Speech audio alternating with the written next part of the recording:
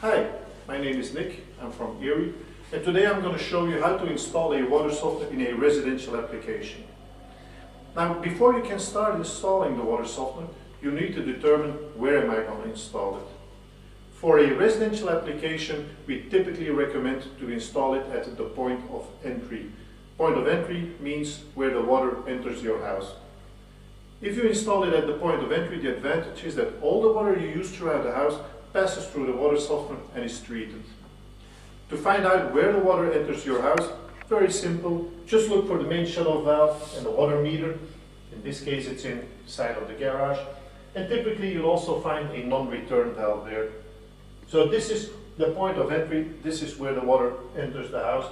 This is where we want to install the softener. In this case it's in the garage. Other houses it could be in the basement, it could be in the hall, it could be in a technical room, it could even be in the kitchen.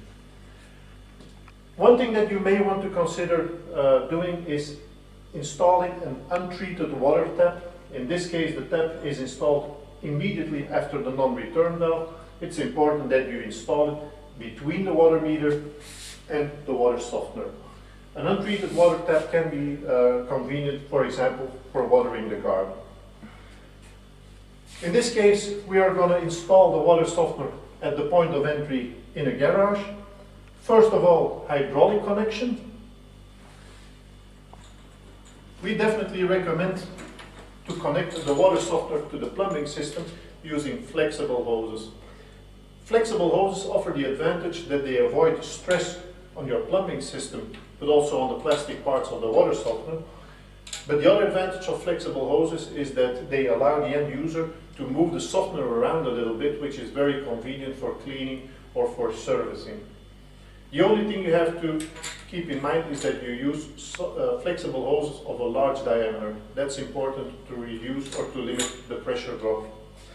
The flexible hoses that we use or that we sell with our systems have 3/4 of an inch BSP female adapters on them. So what we want on the plumbing is 3/4 of an inch BSP male adapters. The second thing you will have to provide is a connection to the sewerage system inside of your house, because every softener has a drain connection that is used during the regeneration process. And what we recommend is a standpipe, so a vertical tube with an air trap or siphon. The third thing you need to provide, as most of the softeners that we sell are electrically operated, is a wall socket. If these three things, so in and outlet connection, drain connection and wall socket are all provided, are in place, then great, let's move on to the next step, preparing the water softener.